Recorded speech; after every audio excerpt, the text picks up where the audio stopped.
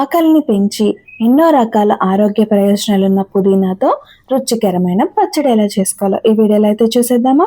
నాకైతే పుదీనా ఫ్లేవర్ చాలా ఇష్టం అండి.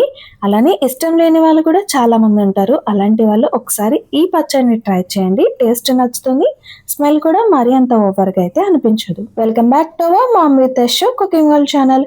ముందుగా స్టవ్ ఆన్ చేసుకుని ఒక పాన్ అయితే పెట్టుకున్నాను. దీంట్లో తాలింపుకు తగ్గట్టుగా ఆయిల్ అనేది వేసుకుని 1 స్పూన్ వరకు పచ్చిశనగపప్పు, 2 స్పూన్స్ వరకు మినప్పప్పు వేసుకున్నాను. శనగపప్పు వద్దు అనుకునే వాళ్ళు స్కిప్ చేసుకోవచ్చు.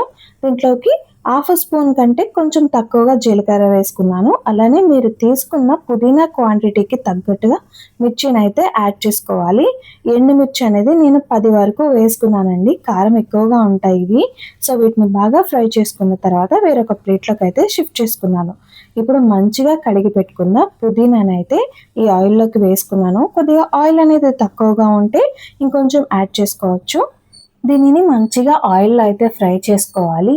ఈ గ్రీన్గా ఉండే ఆకంతా ఒల్లిపోయినట్టు కలర్ అయితే బాగా చేంజ్ అయిపోవాలి. చూసారు కదా, ఈ విధంగా చేంజ్ అయింది. ఇలా కాదండి, ఇంకా కొంచెం ఫ్రై అవ్వాల్సి ఉంది. ఎలా అంటే పుదీనా అనేది కొద్దిగా క్రంచీనెస్ వచ్చేంత వరకు ఫ్రై చేసుకోవాలి.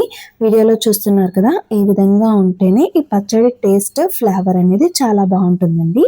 సో ఇప్పుడు దీంట్లోకి కొద్దిగా చింతపండును అయితే యాడ్ చేసుకున్నాను. ఇది చిన్న నిమ్మకాయ సైజ్ అంతా అయితే ఉంటుంది.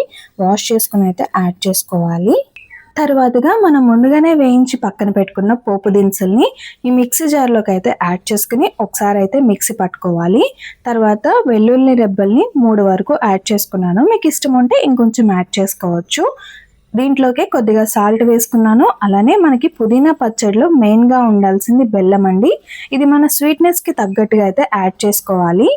ఇప్పుడు వీటన్నింటిని మిక్సీ పట్టుకోవాలి.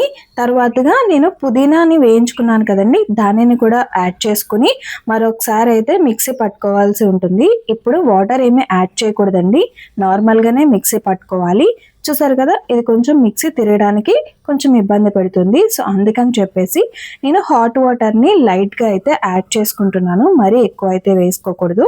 మిక్సీ పట్టుకున్న తర్వాత మనకి పచ్చడి అనేది ఈ కన్సిస్టెన్సీలో ఉంటుంది. వాటర్ ఏమీ పెద్దగా కనిపించకుండా ఆయిలీగా ఉంటుంది. సో పచ్చడి ఇలా ఉంటేనే బయట ఉన్నా కూడా ఒక 20 days అనేది నిల్వ ఉంటుందండి.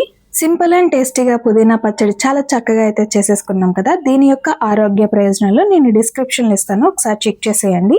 నా వీడియో నచ్చినట్లయితే ప్లీజ్ ఒక లైక్, కామెంట్, షేర్ చేస్తారని అయితే కోరుకుంటున్నాను. ఇలానే నా ఛానల్ని సపోర్ట్ చేస్తూ ముందుకు తీసుకువెళ్తారని అయితే మనస్ఫూర్తిగా ఆశిస్తున్నాను. Thank you for watching.